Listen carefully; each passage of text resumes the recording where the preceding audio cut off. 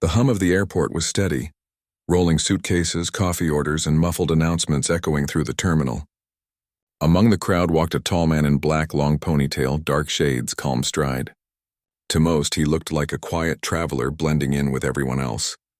But that man was Steven Seagal, martial arts master, Hollywood legend, and unbeknownst to almost everyone there, a covert government operative returning from an off-grid mission in Eastern Europe. He walked with deliberate stillness, a presence that drew subtle glances. But not all of them were friendly. At the security checkpoint, Officer Blake, a middle-aged officer with a reputation for arrogance, noticed Steven from across the line. To him, the dark glasses and foreign passport looked suspicious. "Hey, you!" Blake barked, waving him over. Steven stopped politely, removing his sunglasses. "Yes, officer." Blake eyed him up and down, sneering. "Where are you coming from?" "Ukraine," Steven replied calmly. Blake's tone sharpened. "What's the purpose of your visit here?" "Home," Steven said simply. "I live here," the officer frowned. "You live here? You don't look like you belong." A few passengers turned their heads, sensing the hostility. Steven's posture didn't change, shoulders square, hands relaxed. "I've traveled a long way," he said quietly. "I'd appreciate a little respect," Blake scoffed. "Respect? Then show me your ID and open that bag right now." The surrounding line fell silent. Steven handed over his documents without protest. Blake inspected them suspiciously, muttering, "Seagal, huh? You think you're some kind of celebrity or something?" Steven didn't answer. His patience was deep, but so was the weight behind his silence. He dealt with worse. Corrupt men, hostile borders, and tense negotiations. But there was something about this officer's tone that tested his discipline. Then Blake tossed his passport onto the table and stepped closer. "I don't care who you are. Around here, I'm the authority." For a moment, their eyes locked. Steven's calm gaze met Blake's arrogance and immovable wall-meeting reckless force. The tension was so thick you could feel it. But when the officer put his hands on Steven, what happened next left the entire airport silent. The security checkpoint was growing quieter by the second. People stopped talking. Phones paused mid-scroll. The air felt charged like a storm was about to hit. Officer Blake's voice cut through the hum. "Take off the glasses. The jacket, too. Empty your pockets." Steven obeyed without a word, moving slow and deliberate like someone who had learned long ago that calm was more dangerous than anger. "Where were you again?" Blake repeated. "Ukraine," Steven said evenly. "Doing what? Training local law enforcement?" Blake smirked. "Yeah, right. What are you, some kind of soldier?" Steven's tone didn't change. "Something like that." The officer gave a mocking laugh. "Sure, and I'm the president." He turned to the crowd, chuckling loudly as if to humiliate Steven further. "You hear that, folks? This guy thinks he's a secret agent or something." No one laughed. The people in line shifted uneasily, their eyes darting between the two men. A woman whispered to her husband, "Isn't that Steven Seagal, the movie guy?" Her husband squinted. "Looks like him, but maybe not." Blake slammed his hand on the inspection table. "Bag, open it." Steven unzipped his small leather carry-on, revealing only a few clothes, a book, and a folded document case. Blake rummaged through it carelessly. "What's this?" "Diplomatic clearance papers," Steven replied quietly. "Diplomatic?" Blake scoffed. "You really are full of stories, huh?" Steven's patience held, but his stillness made the officer angrier. There was no fear in his eyes, no guilt, no flinch, just complete composure. That unshakable calm made Blake feel challenged, and his ego couldn't stand it. "Look at me when I talk to you," Blake barked. Steven turned his gaze slowly, locking eyes with the officer. "I am." For a heartbeat, the entire room froze. The intensity in Seagal's eyes was unnerving. Even without a word, it felt like a warning. Gentle but absolute. But Blake pushed forward, his pride overruling his sense. "I've seen your type before," he said bitterly. "Think you're above the law? Not on my watch." A murmur rippled through the travelers. Phones started recording. The blue light of cameras flickered everywhere. Blake noticed and puffed his chest out even more, as if performing for an audience. Steven raised one hand slightly. "Officer, you're overreacting. I've done nothing wrong. Don't tell me how to do my job," Blake snapped. "If you don't comply, I'll detain you right here, right now." At that, a mother holding her child whispered nervously, "He's being too aggressive." Another man muttered, "Why is he treating him like that? The guy's not even resisting." Steven exhaled deeply, a hint of fatigue crossing his face. He looked around. The nervous passengers, the flashing cameras, the anxious staff, and then back to Blake. "You should calm down," he said softly. "Before you make a mistake, you'll regret." That line, simple, controlled, only poured gasoline on Blake's temper. "Is that a threat?" he shouted. "It's advice," Stephen replied. Blake's jaw tightened. He stepped forward until their faces were inches apart. "You don't tell me what to do. You're just another foreigner who thinks he can talk big." That word foreigner hung heavy in the air. A few people gasped. One woman near the line whispered, "Did he just say that?" Stephen's face didn't change, but something in his eyes did. A flicker, brief but powerful, like a dormant storm waking up. "Sir," he said slowly, "this is not how you treat people." Blake sneered. "I'll treat you however I damn well please." He reached out suddenly, shoving Stephen's shoulder.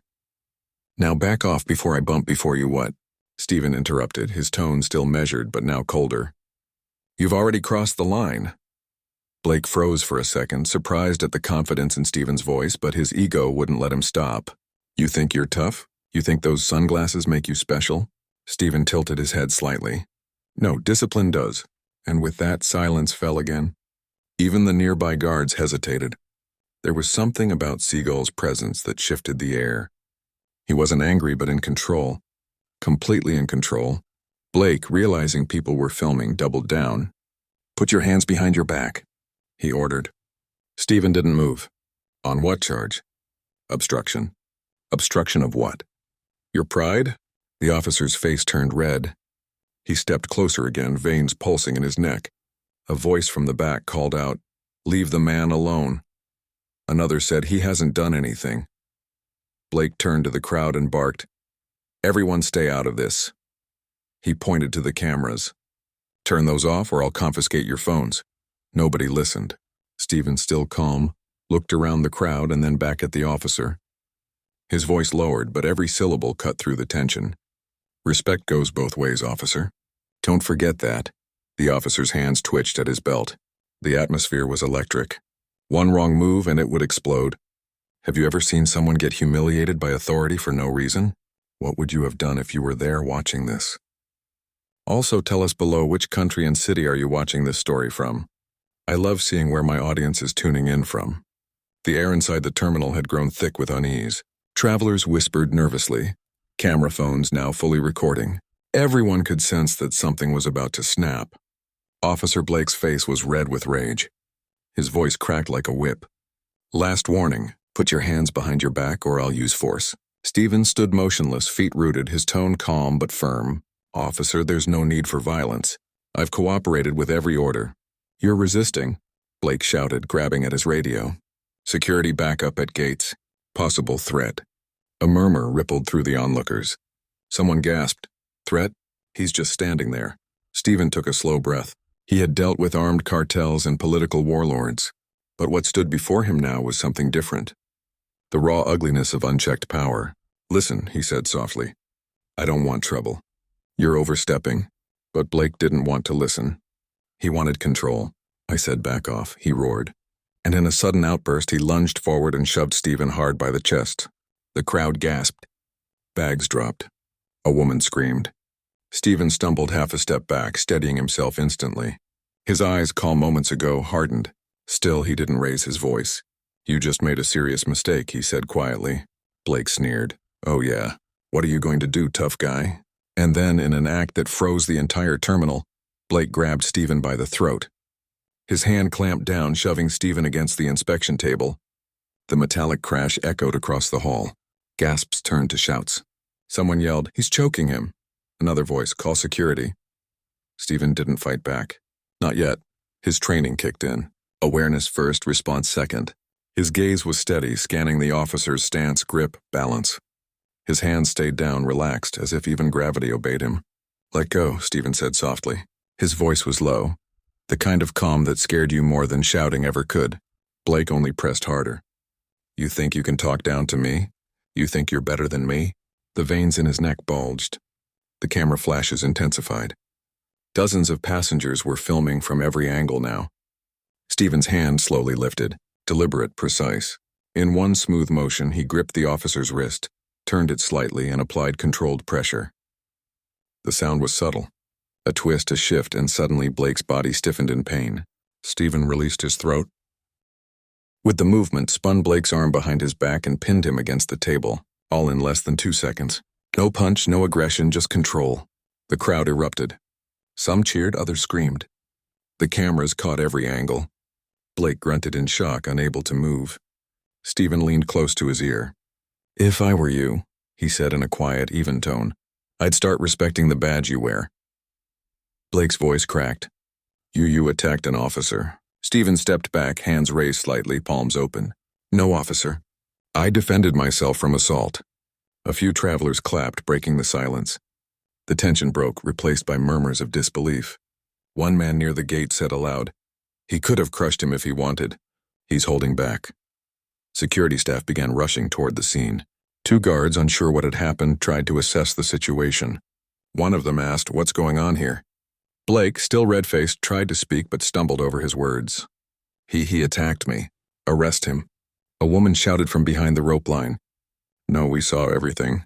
You grabbed him." Another man held up his phone recording. "I got the whole thing on video." He was calm the entire time. Stephen didn't speak. He straightened his jacket, adjusted his sleeves, and took a slow step back from the chaos. Blake lunged again, pointing a finger. "You're under arrest." "Enough," Stephen said, his voice cutting through the noise. "You're out of control." And for a moment, everyone stopped moving. His tone wasn't loud, but it had authority. Not the authority of a movie star, but of someone who had spent years leading men in real operations, where one wrong move meant lives lost. Blake hesitated. Something in Stephen's eyes told him he was no ordinary man.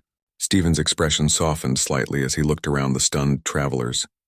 "This is not how justice works," he said. "This is how respect dies." The guards exchanged glances. One whispered, "Wait, he does look familiar." "Isn't that?" Before he could finish, Blake shouted again, trying to regain dominance. Everyone stepped back. I said, "Back off." But now no one was listening. The tide had turned. Even the crowd began to push back verbally. "Let him go. He didn't do anything wrong." Someone called the supervisor. Blake turned in circles, surrounded by judgment, by cameras, by truth, and by the man who stood still as a mountain before him. Stephen exhaled slowly. "I warned you, officer. You chose force." The silence that followed was heavy. Even the children watching from their parents' arms knew something powerful had just happened. Not a fight, but a message. If you saw this happening in real life, an innocent person being attacked by someone in authority, would you step in, record it, or stay quiet? Tell me below what you would have done. The terminal was chaos. Voices overlapped, phones were raised high, and tension clung to the air like static. Officer Blake stood frozen, his arm still aching from the grip that had effortlessly neutralized him seconds ago. He couldn't process it. The man he just tried to choke hadn't fought back. He'd simply moved. And somehow Blake had lost all control.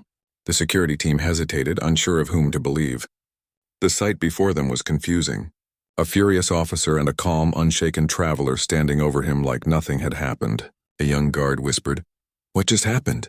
Another guard replied quietly. He flipped Blake like he was a kid, but Stephen Seagal didn't move toward them. He stood still, breathing slowly, his posture steady, eyes focused, shoulders loose, hands visible. He wasn't angry. He was centered. To those who understood discipline, it was the posture of a man who had been through far worse and had nothing to prove. The crowd murmured louder now. Someone near the back gasped, "Wait, that's not just anyone. That's Stephen Seagal." A teenage boy holding his phone whispered to his friend, "Dude, you're kidding." The Stephen Seagal, the movie guy. The friend squinted through the phone camera. "It is, bro. That's the guy from Under Siege." Word spread fast, faster than the security team could control. "That's Stephen Seagal. Is he really an agent or something? No way. Why would he be traveling alone?" Officer Blake blinked, stunned by the murmurs. "Stephen, who?" The guard nearest him hesitated. "Sir, I think you just assaulted a federal agent." Blake turned on him angrily. "What? That's ridiculous. He's some washed-up actor." But then the young guard pointed to the laminated folder Blake had thrown aside earlier. The one Stephen had mentioned was diplomatic clearance papers. One of the senior officers picked it up and flipped it open. His expression changed instantly. "Oh my God," he muttered under his breath. "It's legit. Homeland credentials." The color drained from Blake's face. You've got to be kidding me. Stephen finally spoke, his tone even but cold. I warned you not to make this mistake. Blake swallowed hard. You set me up. No, Stephen said simply. You set yourself up. The senior officer hurried forward, motioning to the other guards. Step back, everyone. Now. They formed a loose circle, not around Stephen, but around Blake. The officer held out Stephen's documents respectfully. Sir, we are deeply sorry for this misunderstanding. Stephen nodded slightly. Apology accepted. But make sure he understands why it's a problem, Blake stammered. This isn't what it looks like. Stephen turned toward the crowd, speaking loud enough for everyone to hear. This is exactly what it looks like. Power abused, respect forgotten. The murmurs in the crowd grew stronger. People began talking among themselves, some angry, some amazed. Phones kept recording, hundreds of eyes capturing every moment. A woman near the front said, "He stayed so calm even when that guy grabbed him by the throat." A man added, "That's discipline. That's what real strength looks like." Blake pointed a shaking finger. "You're not above the law." Stephen's response came low, controlled, and razor-sharp. "I am the law, him." When the law forgets itself, the words hit like a thunderclap. The security team froze, uncertain if they just heard a confession or a warning.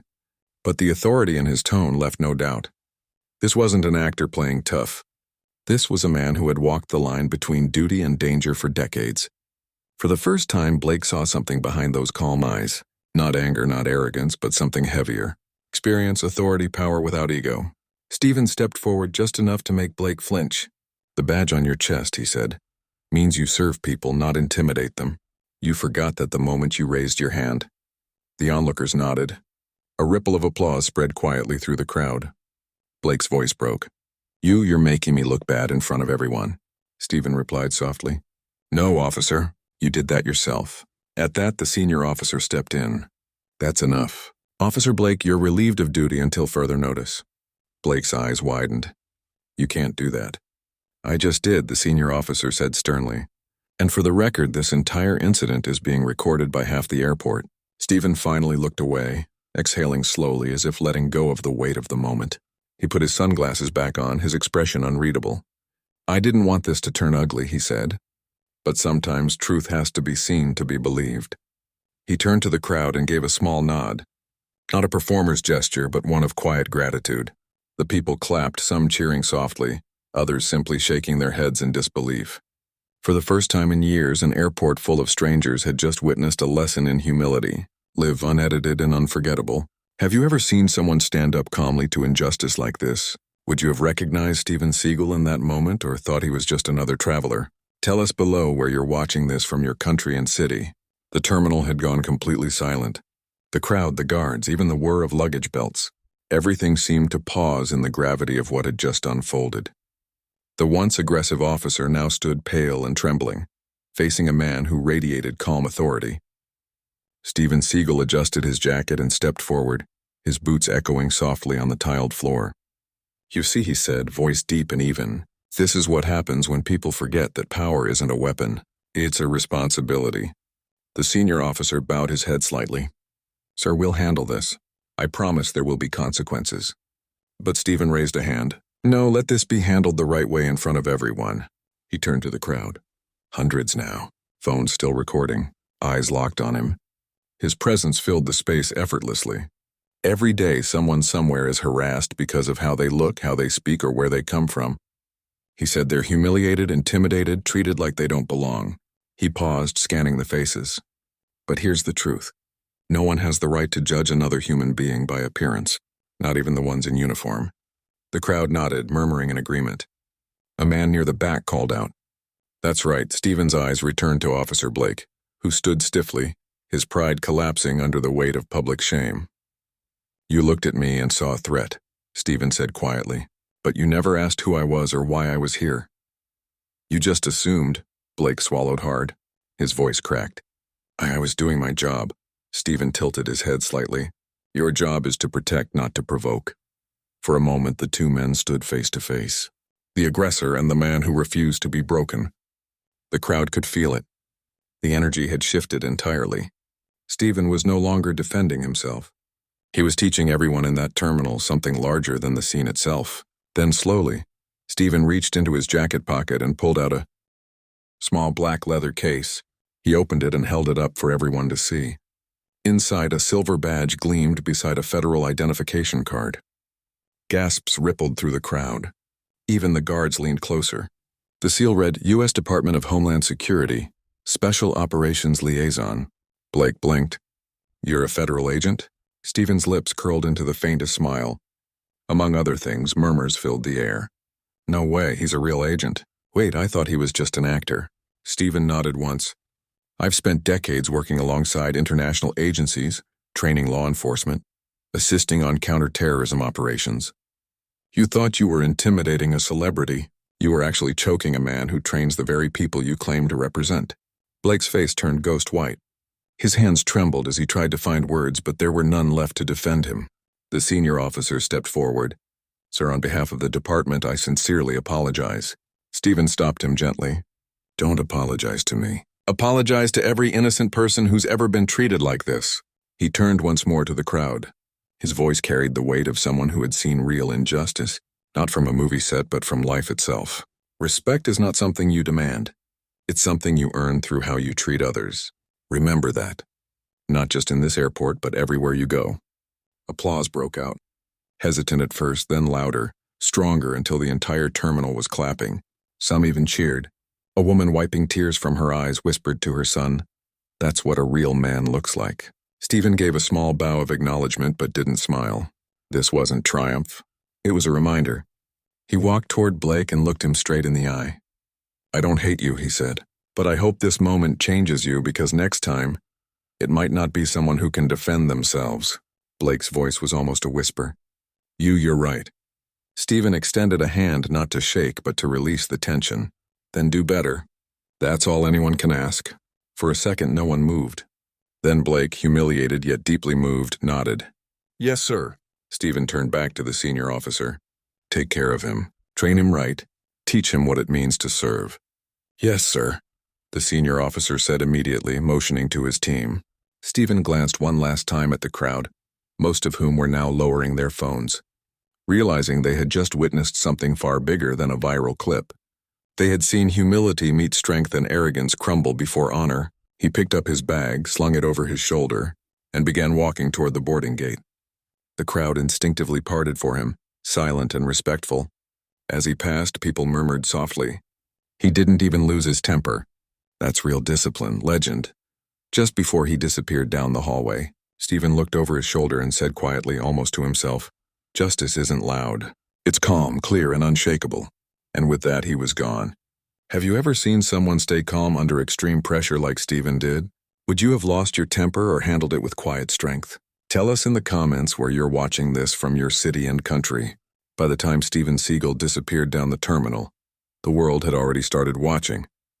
Within minutes, videos of the incident hit social media, shaky, grainy clips capturing the exact moment the officer grabbed Steven's throat, followed by the effortless reversal that left the entire airport in shock. Steven Seagal airport incident began trending globally within an hour.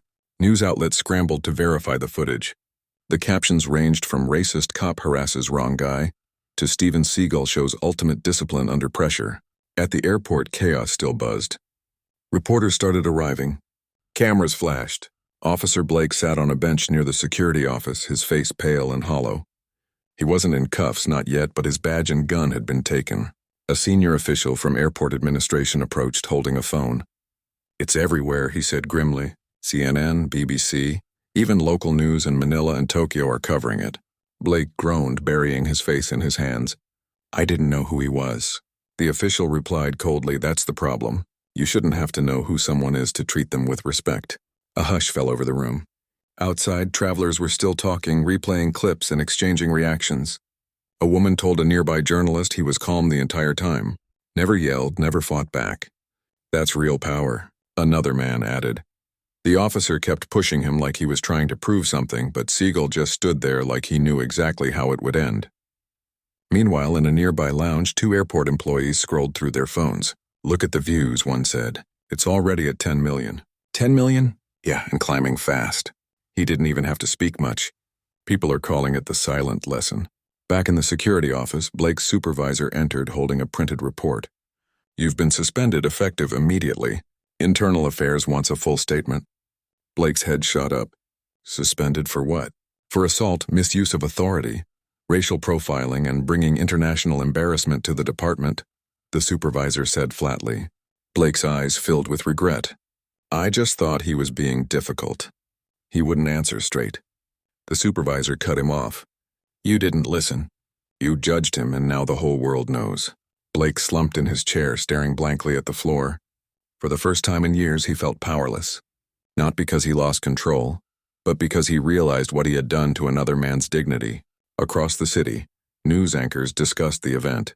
Viewers, what you're watching now is Steven Seagal. Yes, the actor showing incredible restraint when a U.S. officer physically attacked him at an airport, one said. Another anchor added, what's remarkable isn't that Seagal defended himself, but how he did it calmly, professionally, with discipline most of us wouldn't manage in that situation. Clips from different angles flooded YouTube. Reaction channels dissected every move. Psychologists were interviewed on live TV. His composure was absolute, one expert explained. He showed control without aggression. That's mastery, emotional and physical. Even other law enforcement officers began commenting online. One tweet read, that officer just got schooled by the calmest man alive. Respect to Seagal. That's how you handle chaos. The story wasn't just about fame anymore. It had turned into a discussion about respect, bias, and professionalism.